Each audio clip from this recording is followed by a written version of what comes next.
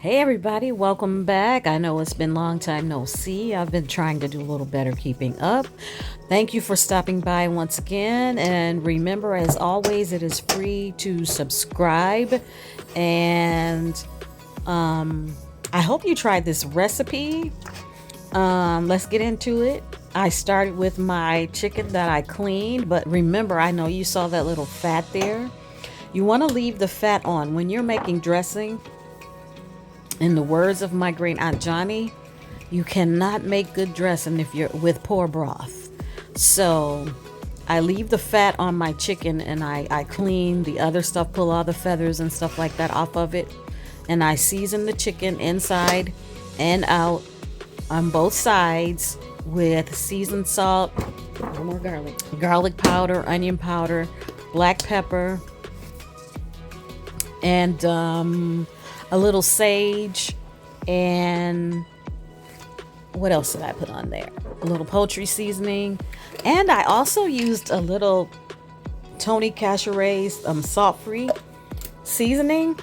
And you want to hang around until later on. I tried something new with my dressing this year, and I'm not going to add it until later. It's a secret ingredient, so stick around until I reveal what the secret ingredient is. I don't want to fail to mention that ideally you want your cornbread to be day old. It could even be a couple days old. With any dressing recipe, your cornbread should always be at least a day old. Okay, you see me there seasoning the second side of my chicken. And I'm going to throw him into the pot.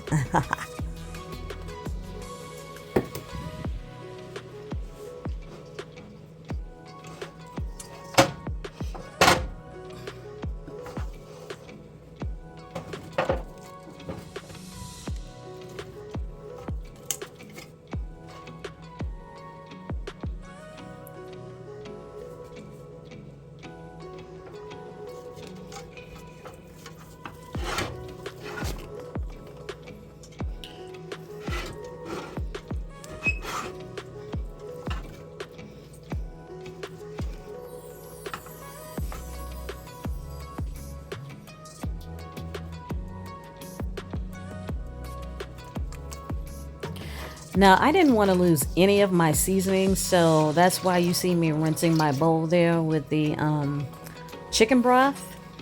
And next, I'm going to add it to my pot, and I'm going to add a total of 10 cups of chicken broth total. 2 cartons plus two cups more, because you want your chicken to be covered. And you're going to cook your chicken breast down.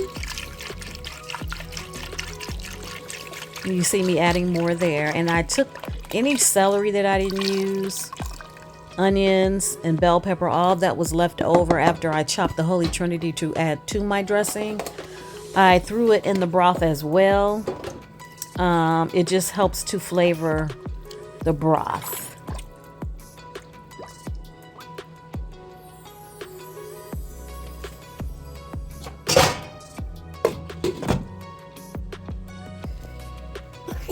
Excuse me.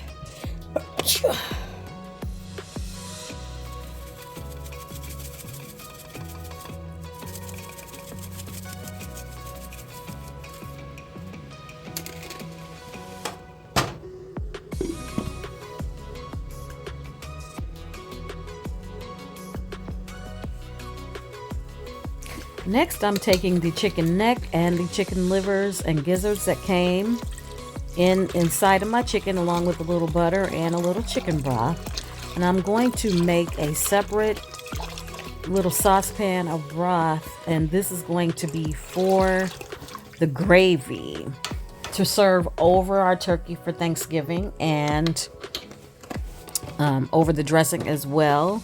Now, I am pre-making my food and freezing it so that I can actually enjoy There you see me seasoning the broth as well. Essentially, I'm using the same seasonings that I used on the chicken. But I wanted to be able to enjoy the holiday this year and not be worn out.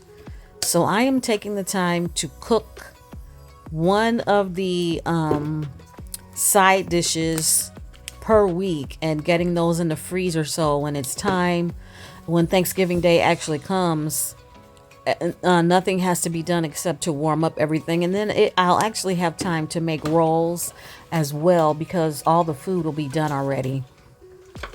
So this is how I'm making my gravy, making my gravy.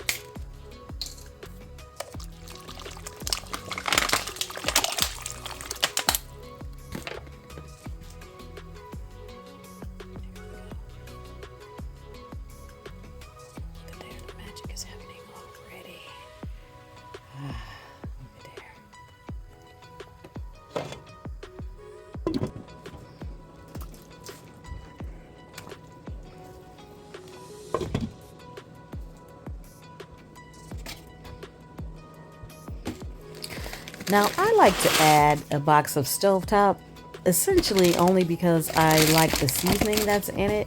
You don't have to add stovetop if you don't want, but it doesn't hurt to add a little bread or croutons to the to your cornbread as well.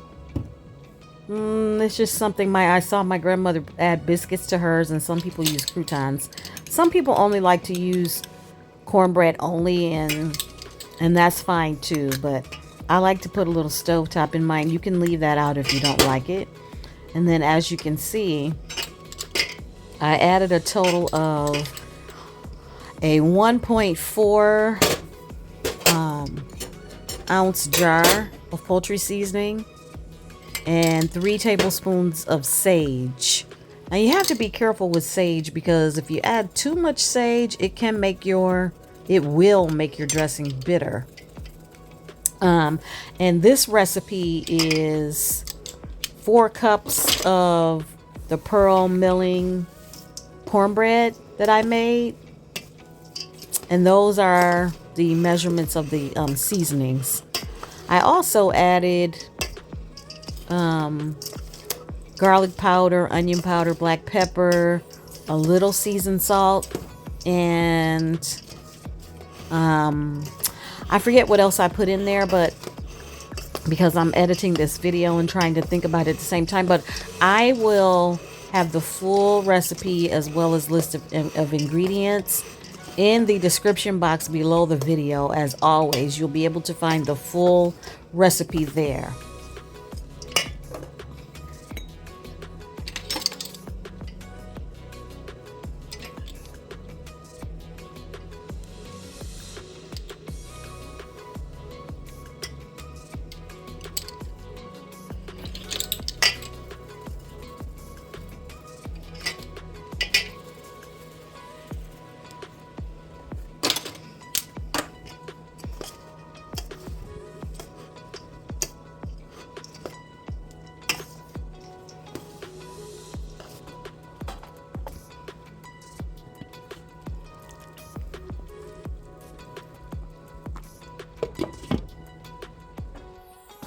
As you can see, I removed the chicken from the broth.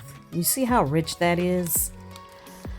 Next, I'm going to add my chicken livers and gizzards to the broth and cook it a little while longer on low until those are done. You don't have to do this step if you don't want. Personally, I like the flavor of the chicken livers and gizzards infused throughout my dressing. So we're gonna let that cook until those are done. Cook them slow. You don't want them to be tough.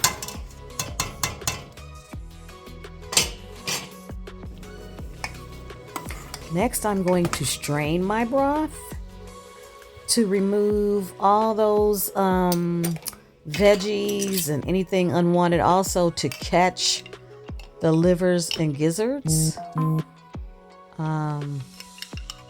So make sure you strain your broth before you add it to your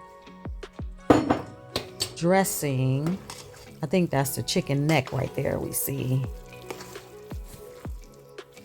And don't forget to skip this step. You see all the stuff that the strainer caught? You just want your broth nice and smooth.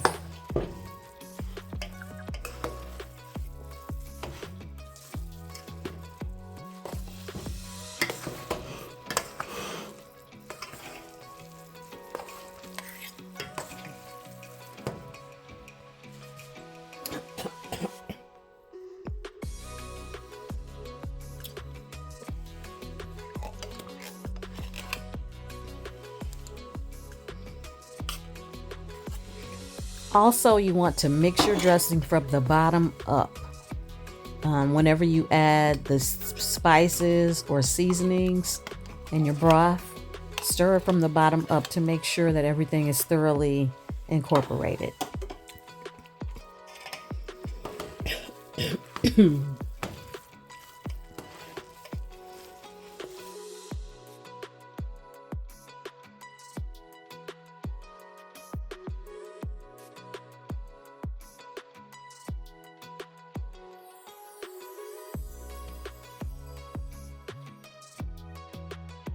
And here it is, my secret ingredient. I'm going to add a little duck fat, ladies and gentlemen.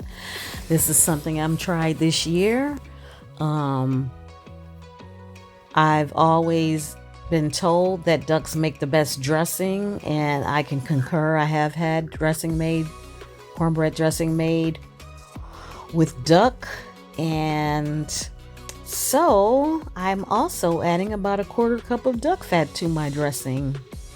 I don't know what made me think to try this. Well, I didn't want to cook a duck, but I wanted that nice rich fat from the duck, so I bought some and I threw some of that in there as well. It's just gonna make the dressing nice and rich. I mean, it's the holiday after all.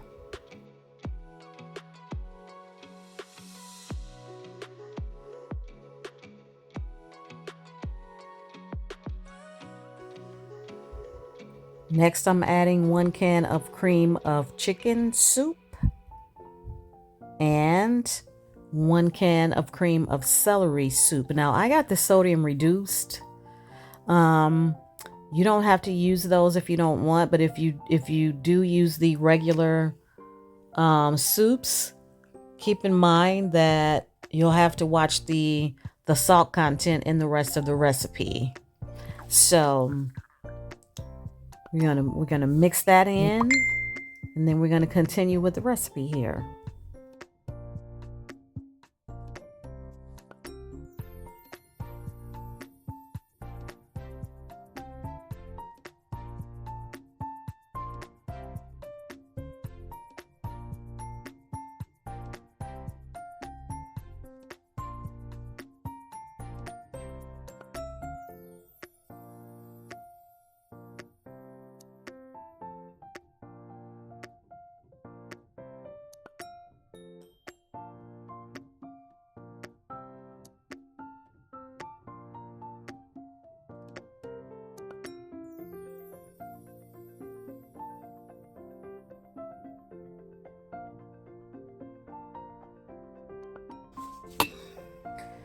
Next, I'm going to take all of the chicken livers and gizzards out of the saucepan of broth I made, as well as what I put in the stock pot with the chicken.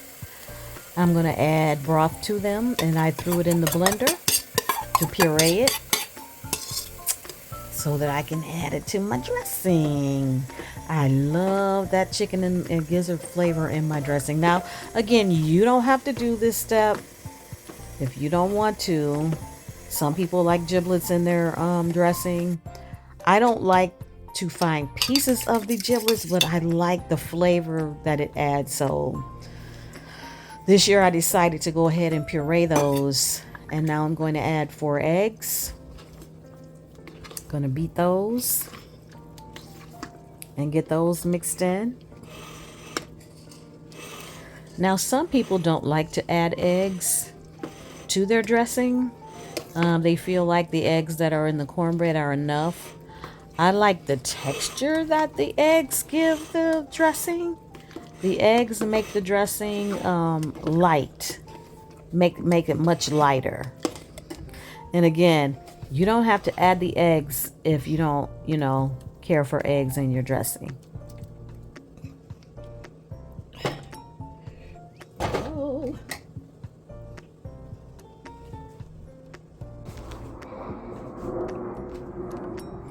I forgot to add some of the chicken.